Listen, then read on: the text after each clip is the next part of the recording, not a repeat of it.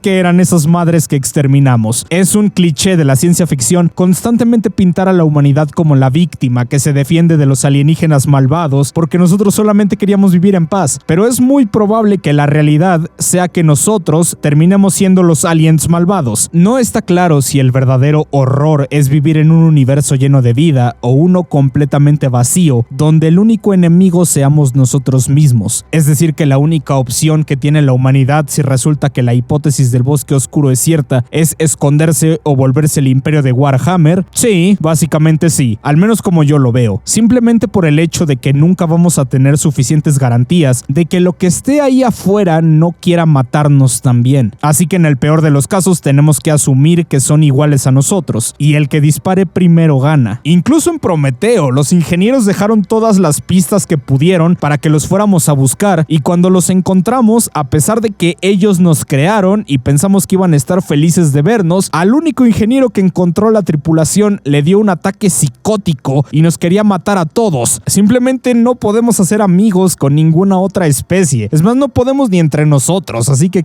le vamos a dejar a los marcianos. Simplemente no hay una forma de sobrevivir confiando en todo lo que sea que esté ahí afuera. Toda civilización se convierte al mismo tiempo en depredador y presa, atrapada en una lógica paranoica donde la confianza es un lujo que no creo que podamos costear. Quiere decir que es muy probable que exista una guerra fría universal ahí afuera en la que incontables especies han distorsionado la misma tela de la realidad con sus movimientos de aniquilación mutua y los supervivientes simplemente decidieron esconderse. Sí, puede ser, pero ¿qué pasaría si todo esto que les acabo de contar estuviera equivocado? El principal problema que puede llevar al universo a volverse el bosque oscuro es la falta de un sistema de comunicación universal, una base bajo la que ambos lados de la cadena de sospecha puedan comunicar que no quieren destruir a la otra parte. Y aquí es donde me voy a salir por una tangente que tal vez puedan pensar que no tiene nada que ver, pero aguanten. Platón habló acerca de cómo la realidad se divide en dos reinos: el mundo imperfecto de la existencia sensorial y un mundo superior de las formas, modelos perfectos y eternos como la belleza, la justicia o las ideas. Cada objeto o concepto en nuestro mundo material es simplemente un reflejo de su forma ideal, una imitación. Una herramienta es solo una representación física de su forma idealizada y perfecta, y a su vez también pueden representar un ideal como la utilidad o la fuerza. La verdad y el conocimiento surgen no a través de los sentidos que nos engañan, sino a través del razonamiento filosófico, donde residen las formas y las ideas perfectas. Y todo esto tiene una correlación bastante interesante con el concepto del lenguaje. En el diálogo de Crátilo, Platón también empezó a investigar acerca de esta idea sobre si el lenguaje era una convención arbitraria o realmente reflejaba la estructura intrínseca de un objeto. Él se hizo la pregunta si la forma en que nombramos un objeto es simplemente una invención del ser humano o en el acto de crear una palabra estamos creando una relación implícita entre la propia esencia de ese objeto y el nombre que le estamos dando, y si el lenguaje, por refinado que sea, puede alguna vez representar plenamente la verdad o la forma perfecta de ese objeto. Crátilo plantea que si bien los nombres pueden aspirar a reflejar las formas perfectas, siempre son imitaciones limitadas, al igual que los objetos que están describiendo, pero quizá el lenguaje también pueda converger en un único sistema capaz de describir perfectamente la realidad, una comunicación mucho más fundacional, sirviendo como puente entre todas las demás formas de comunicación, una forma de expresar la arquitectura más metafísica de la realidad. Si esto es cierto, entonces quizá incluso las inteligencias extraterrestres podrían converger en estructuras lingüísticas similares a las nuestras, haciendo que el lenguaje se vuelva una herramienta más cósmica. Si este video llega a algún filósofo de verdad o a algún lingüista, comenten si esto que me acabo de aventar tiene alguna especie de sentido. Pero pensando en todo esto, también me di cuenta que recientemente se publicó un artículo llamado Anclando la geometría universal de los embeddings. Embeddings no es nada más que una palabra que se refiere a cómo las computadoras pueden representar datos abstractos y más complejos, como palabras e imágenes, de una forma más manejable, usualmente vectores numéricos. Y en este artículo referenciaban a otro artículo llamado La hipótesis de la representación platónica. Y no tiene nada que ver con la chava que no te hace caso, sino lo que presentan ambos artículos es la idea de que la forma en que los modelos de inteligencia artificial están reconstruyendo las formas más complejas de información para poder procesarlas y analizarlas, al parecer están convergiendo en una forma de geometría universal, y de ser esto cierto, sugeriría que el significado mismo de una palabra o de una imagen, como lo comprendemos nosotros, también podría traducirse entre sistemas, no mediante la referencia a los datos originales, sino mediante la correspondencia entre estas formas subyacentes en que las computadoras entienden la realidad. En otras palabras, podría existir una estructura de representación universal para que las computadoras puedan entender la realidad material del mundo de una forma comprensible para ellas. Y esta es una idea bastante interesante, ya que no solamente sugiere que las computadoras podrían comenzar a entender más aspectos de la realidad o poderse comunicar entre ellas para poder romper la tarea de entender el mundo. Y quizá esto podría indicar que tal vez también exista una forma de comunicación más allá de lo que nosotros entendemos como el lenguaje, algo que sirva como una forma de transmitir los pensamientos que nosotros tenemos incrustada en la realidad del propio universo, algo que sirva como una base universal para todo tipo de comunicación que cualquier especie pueda utilizar como un puente para poder comunicarse con cualquier otra, algo basado no en las experiencias de cada una de las especies del universo, sino basado en el universo mismo, descubrir la forma en que la propia realidad expresa sus propios deseos, la forma ideal platónica de un solo lenguaje universal. Y justamente hay toda una película que lo explica. En este canal somos defensores a ultranza de Denis Villeneuve, uno de los mejores cineastas de este siglo, pero más allá de Dune, Denis también se aventuró a tratar el tema de la humanidad, el contacto con civilizaciones alienígenas y sobre todo la forma en que este primer acercamiento se puede dar. Arrival es una obra de arte y si no la han visto, no se la pierdan. Es una película que se basa en el concepto de algo extraño llegando del espacio a nuestro planeta, como el monolito de Kubrick, posado de una forma amenazante sin saber si esto marca nuestro final o un nuevo comienzo. Y esta idea se basa en algo bastante real. Digo, si algo del espacio aparece de la nada, ¿cómo nos presentamos? ¿Cómo decimos que somos nosotros, que somos humanos, que queremos saber el propósito de estas cosas que llegaron a nuestro planeta? Si el universo es un bosque oscuro y tenemos que seguir la cadena de sospecha, la respuesta más obvia es volar en pedazos a esta cosa antes de que nos hagan daño. Pero si lo que buscan es nuestra ayuda para poder prosperar ambos como especies independientes, debemos encontrar una forma de poder transmitir nuestras ideas y la cosa cambia bastante. Los humanos nos comunicamos en una línea, una palabra a la vez. Expresamos la temporalidad de nuestra existencia en cada palabra que escribimos, en una línea recta que va del pasado al futuro. Pero para las criaturas de la película, el lenguaje se trata de representar todo un pensamiento abstracto con un solo símbolo, representado en un círculo. El tiempo para ellos es una amalgama del presente, del pasado pasado y del futuro, todo en un solo pensamiento. Y precisamente estos seres llegaron a la Tierra porque vieron un futuro donde ellos necesitaban empujarnos a un estado más complejo como especie para que en 3000 años nosotros pudiéramos devolverles el favor, elevando la forma en que los humanos expresamos nuestra existencia en el universo a un nivel mayor, el cual no solamente es un sistema que puede darle forma ideográfica a los conceptos más complejos de la propia realidad, sino que el usar esta forma más alta de representación lingüística también abre la puerta a la manipulación de la propia realidad que está expresando. El lenguaje en su forma más platónica también puede llevar una carga utilitaria en cada palabra, abrir puertas ocultas para formas más bajas de expresión y permitirnos no solamente un entendimiento más profundo de lo que estamos tratando de expresar, sino darnos poder sobre el propio objeto que estamos nombrando. Y esta idea del lenguaje, teniendo un poder intrínseco, no es nada nuevo.